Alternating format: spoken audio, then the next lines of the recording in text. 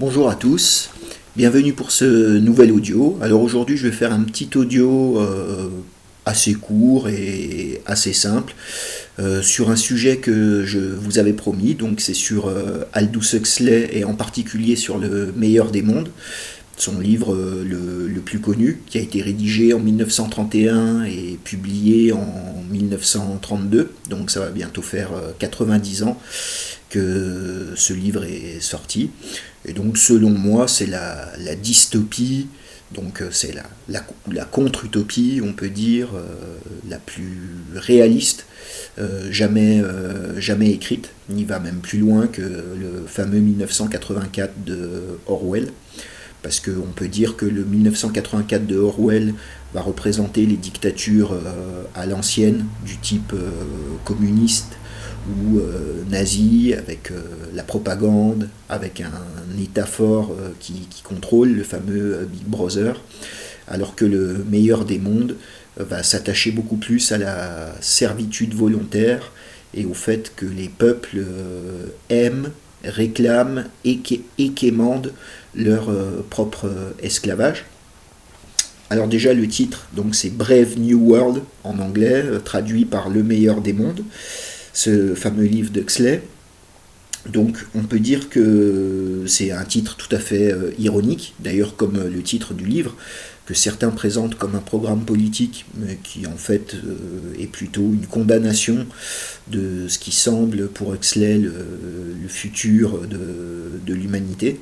On pourrait dire la fin de la solidification du monde, la fin du Kali Yuga, pour ne pas dire le règne de l'Antéchrist. Donc c'est une artificialisation complète d'un monde traditionnel, un monde à la renverse, un monde à rebours.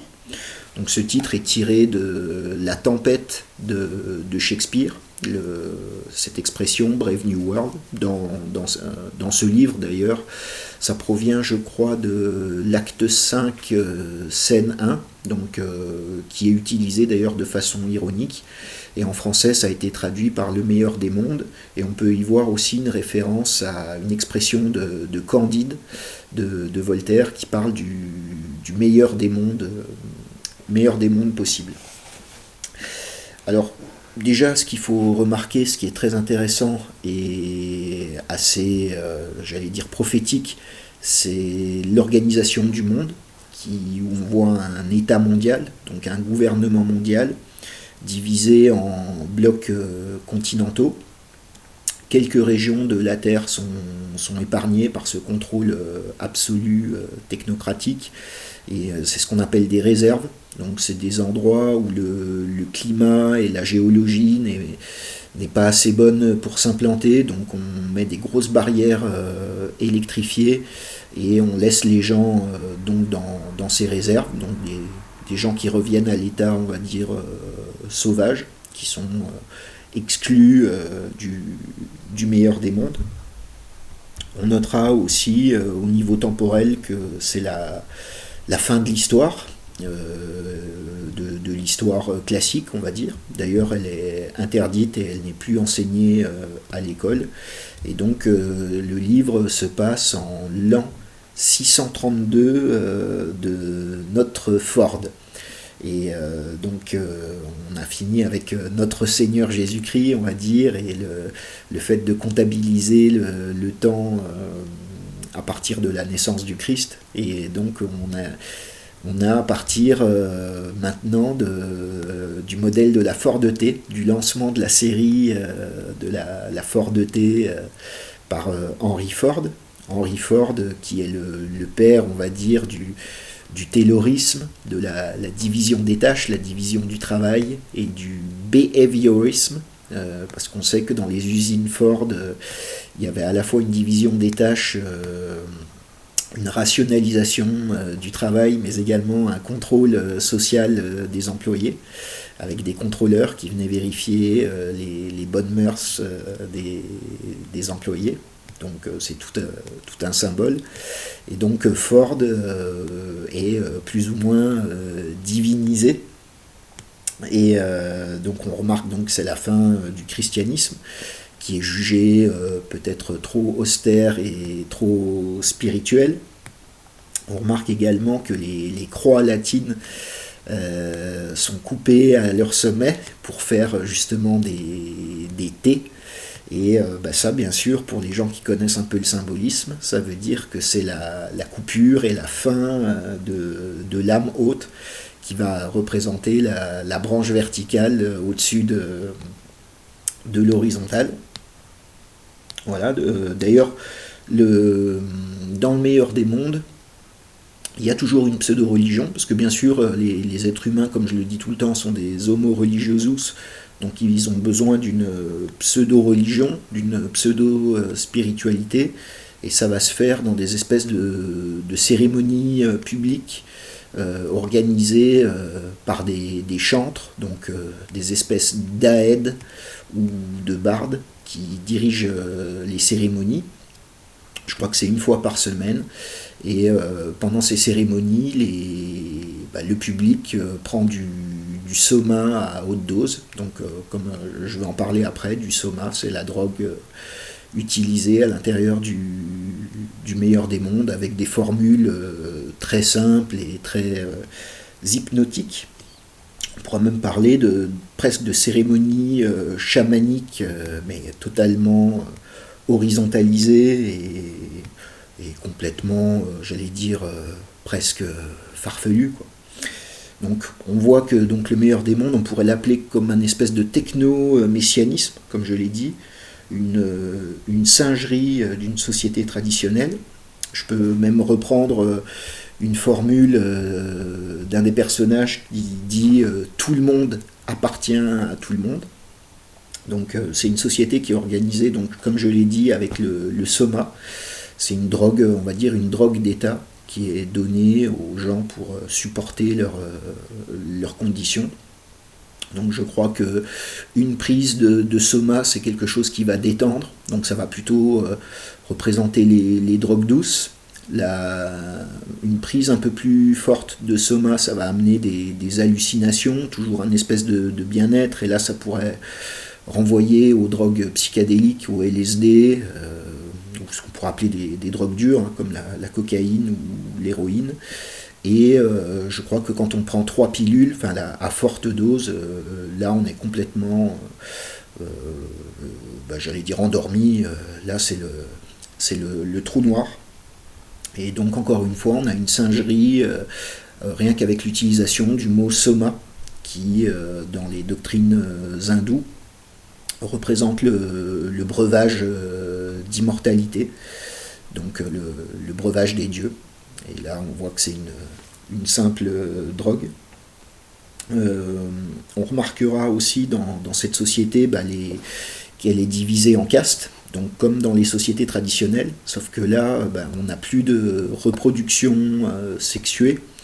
Donc ces castes sont entre guillemets fabriqués, les fœtus humains sont fabriqués en laboratoire. Et donc on a des castes supérieures et des castes inférieures. Donc dans les castes supérieures, on a les alphas, qui sont, on va dire, les dirigeants, l'élite. Et donc ils sont beaux, grands, intelligents, vêtus de gris. Les bêtas, donc ils sont un petit peu inférieurs aux alphas, mais ils sont toujours dans les castes supérieures. Donc eux, on peut dire que c'est la nomenclatura, quoi. C'est les travailleurs intelligents qui sont, on va dire, conçus pour des fonctions précises dans les sphères de pouvoir. Eux, ils sont vêtus de vert. Et enfin, on a les castes inférieures avec les gammas et les deltas. Donc les gamins, on peut dire que c'est le peuple, quoi, la classe moyenne, populaire, qui sont vêtus de kaki. Et enfin les deltas et aussi les epsilon, donc qui pourraient correspondre à la 4e, voire à la 5e caste, qui sont vêtus de marron et de noir. Donc ça, c'est les castes les plus basses, et ils sont vraiment utilisés pour occuper les positions les plus subalternes, quoi, et les métiers les plus dégradants. On leur met d'ailleurs dans l'usine qui fabrique les fœtus, dans les fioles, on rajoute un peu d'alcool pour les rendre un peu débiles, et ils sont moins grands que les autres, moins beaux. Voilà, donc on voit que tout le monde est entièrement automatisé, artificialisé. Le marché du travail est complètement fermé. Chacun joue son rôle dans un espèce de rouage, dans cette machine infernale. Donc comme je l'ai dit, donc c'est la fin de la reproduction sexuée. Et alors que le sexe est omniprésent, c'est même une façon de contrôler les masses, hein, on le sait, hein, donc par la sexualité. Donc tout le monde couche avec tout le monde, comme je l'ai dit, tout le monde appartient à tout le monde. Euh, il n'est pas rare d'avoir que les hommes aient une femme par jour. Donc bah, c'est la fin de l'amour, la fin de la reproduction vivipare, la fin de la famille traditionnelle, et d'ailleurs tout ce qui va renvoyer à la reproduction bah, comme avant, quoi, la reproduction sexuée, est jugé tabou, quoi. Ça fait rougir même les enfants et les gens. Donc il y a un conditionnement dès l'enfance, notamment, bah, comme je l'ai dit, il n'y a plus d'enseignement de l'histoire. Les enfants reçoivent un enseignement hypnopédique, donc c'est-à-dire pendant leur sommeil, on leur assène des grandes vérités avec des espèces de magnétophones sous leurs oreillers pour que ça pénètre bien leur subconscient et pour les conditionner à cette sexualité omniprésente. Il y a une scène terrible d'ailleurs dans le livre où on voit que les enfants, les petits-enfants, je sais pas, à la maternelle ou au primaire, se font déshabiller dans un parc public et miment les actes sexuels pour que ça leur paraisse complètement anodin et tout à fait naturel. Donc cette sexualité omniprésente. Donc en contrepartie, il y a aussi un oubli de la mort. La mort est tabou. Et il y a une scène également où on voit que les enfants sont obligés d'aller visiter des morgues. Et dans ces morgues, on leur met des clowns, des jeux, des divertissements, un peu comme une sorte de fête foraine, pour que leur cerveau associe la mort à un espèce de jeu et à quelque chose de cool, si on peut dire. Donc la société est également organisée autour du divertissement. On pense au cinéma sentant, donc c'est un cinéma où en plus on a des odeurs. Donc tout ça, pour reprendre mon vocabulaire, c'est vraiment pour exacerber l'âme basse, donc cette âme qui est liée aux besoins du ventre et du bas-ventre. Donc les gens, on va dire, acceptent leur servitude parce qu'en fait on exacerbe et on les contrôle par leur âme basse, par le jeu, par différents sports, différentes occupations ludiques. Voilà, donc comme je l'ai dit, il y a un conditionnement des masses qui, et j'allais dire, s'ils ne respectent pas ce conditionnement, ils sont exclus socialement, c'est-à-dire que toute remise en cause du système, tout questionnement, on va dire, philosophique paraît suspect aux yeux du groupe. Toute notion d'amour est complètement enlevée, quoi, de la société, quoi. Si quelqu'un reste plus de 2 semaines avec la même personne, ça paraît suspect aux yeux du groupe. On a également quelque chose de rigolo, c'est sur les noms utilisés par Huxley pour ces personnages. Donc on a bien sûr le personnage principal qui s'appelle Bernard Marx, qui a un mix, on va dire, de Claude Bernard et de Karl Marx. On a Lénina Krohn, donc on retrouve Lénine. On a, donc comme je l'ai dit, notre Ford, c'est lié à Henry Ford. On retrouve aussi l'expression notre Freud. Donc voilà, Ford et Freud, c'est les nouveaux prophètes du meilleur des mondes. On a aussi une Polly Trotsky, un Darwin Bonaparte, un Benito Hoover. Donc là, on retrouve tout à fait l'idéologie de la Fabian Society et de notre monde actuel, qui est un mélange, une hybridation entre le communisme et le néo-libéralisme, entre la société libre, comme on le voit par exemple à l'époque de la guerre froide, entre le monde capitaliste de l'Ouest et le monde communiste totalitaire à l'Est. Et dans le meilleur des mondes, on a vraiment le mix des deux, où on a la pire servitude des anciens régimes totalitaires, couplé du libéralisme, de la consommation et du spectacle des sociétés de l'Ouest. Et c'est l'objectif de l'Empire anglo-saxon depuis maintenant 150 ans. Et un pays, par exemple, comme la Chine, est vraiment une étape avancée de cette hybridation entre les deux systèmes. On a un truc rigolo aussi, c'est l'administrateur du bloc européen dans ce gouvernement mondial s'appelle Mustapha Meunier. Donc là, on peut penser également au métissage, où toutes les cultures ont été mélangées et amalgamées, parce qu'on a un prénom oriental et un nom de famille francisant, on va dire. Et donc voilà, et donc les personnages, certains se suicident, comme par exemple le sauvage qui est ramené en Angleterre par le héros et qui ne supporte pas en fait le meilleur des mondes. On a des gens qui reviennent sciemment dans le meilleur des mondes et qui préfèrent finalement le sexe, le soma et le divertissement à se poser des questions, à se prendre en main personnellement. C'est toujours le refus de cette âme haute et de la conscience. Ils préfèrent la torpeur du collectif et de l'âme basse. Et sinon, on a le personnage principal avec son ami qui s'appelle Helmholtz Watson.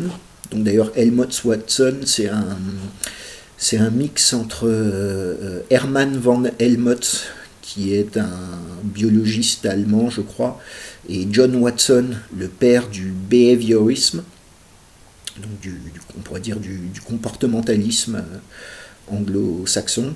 Et donc ces deux personnages, Bernard Max et Helmholtz Watson, ont le droit de partir sur une espèce d'île aux philosophes, comme un échappatoire pour les gens qui se posent trop de questions. Et on peut soupçonner d'ailleurs que ce refuge dans la philosophie sur cette petite île, c'est sûrement ce que Huxley faisait dans sa vie de tous les jours, car on sait que c'était quelqu'un d'assez stressé, d'un peu dépressif, et il s'est réfugié sûrement dans la littérature pour échapper à ce monde qu'il devait juger horrible. Donc voilà, donc on peut dire que également Huxley est revenu sur ses écrits en disant que en fait ça va arriver bien plus tôt que ce qu'il pensait, le meilleur des mondes. C'est tout, comme je l'ai dit, c'est notre monde actuel. Il a insisté beaucoup sur la surpopulation, parce que je suis également d'accord, car plus on augmente la population et la densité d'habitants, plus la vie humaine prise individuellement n'a aucun sens et a moins de valeur. Donc je renvoie les auditeurs à notre vidéo sur le cloaque comportemental et la dégradation du matériel humain. Et voilà, et concernant Huxley, moi personnellement, comme je le dis, j'ai un avis plutôt positif. Il est né dans une famille de la haute oligarchie anglo-saxonne.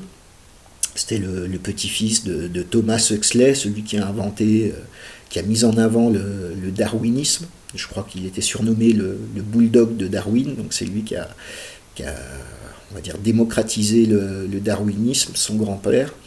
Et son frère, par exemple, c'est Julian Huxley, voilà, qui était donc un des fondateurs, donc là c'est carrément des mondialistes, pur et dur, fondateur de l'UNESCO ou de la WWF, et qui a traîné dans dans tous les cercles mondiaux, type Bilderberg, ou ce genre de choses. Et moi j'ai l'impression que Huxley, qui a aussi des mauvais côtés, parce qu'il a quand même pour certains des côtés New Age, on sait qu'il a travaillé sur le LSD, peut-être pour créer justement ce fameux soma, cette fameuse drogue du bonheur, comme d'ailleurs il est tout à fait question toujours à notre époque, hein, on recherche toujours ces drogues du bonheur.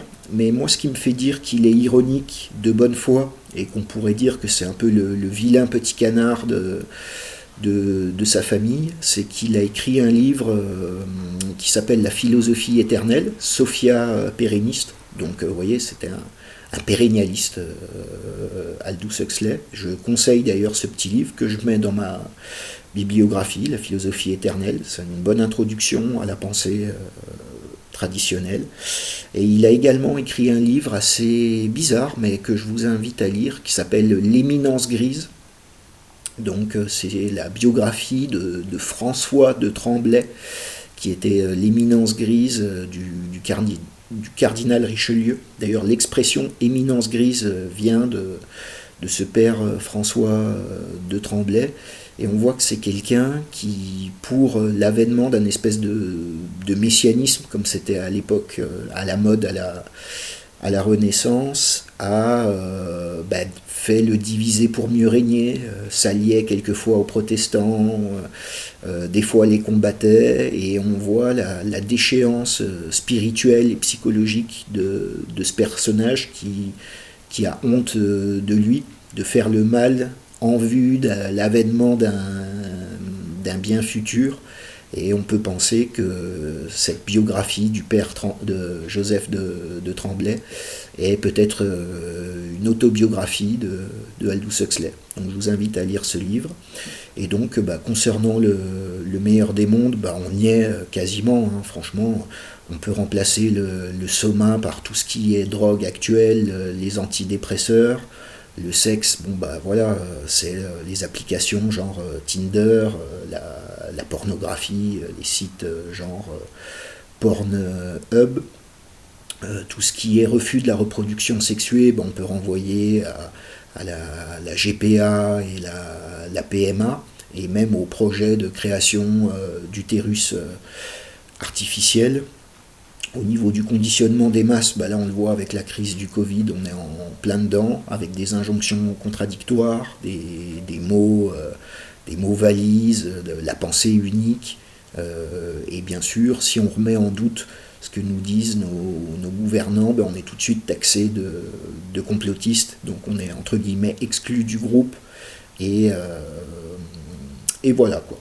Donc j'espère que il y aura quand même dans le monde futur quelques réserves et quelques îles pour les philosophes, comme ça me permettra d'aller là-bas, mais si le meilleur des mondes s'introduit sur toute la Terre, je pense que je finirai comme John le Sauvage, quoi.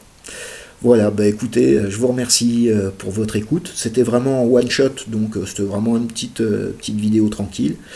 Et donc portez-vous bien, je vais revenir là pour plein d'émissions avec Ralph Martial, on va faire une émission sur la nécrologie française. La semaine prochaine je vais essayer d'enregistrer les aphorismes, donc je pense que c'est les numéros 6 avec Agar, et je vais sûrement aussi participer à d'autres émissions sur d'autres chaînes, sur La Voix du Phénix et d'autres choses encore. Voilà, écoutez, portez-vous bien, mettez des pouces bleus, abonnez-vous si ce n'est pas déjà fait, et je vous dis à très bientôt.